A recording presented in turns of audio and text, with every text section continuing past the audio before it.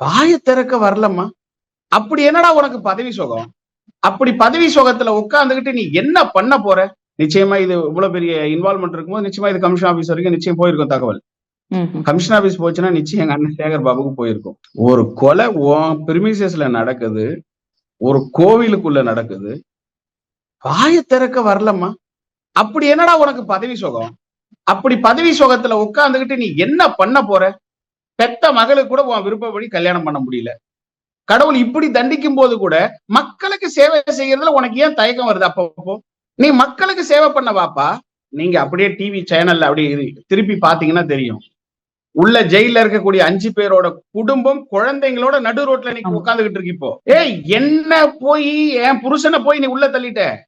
அவங்க மேல சொன்னவங்களுடைய வேலையை செஞ்சவங்க, அவ்வளவுதான். அவங்க என்னடா பாவம் பண்ணாங்க? அவங்களுக்கும் அஜித் குமாருக்கும் என்ன முன்விரோதம் இருக்கு?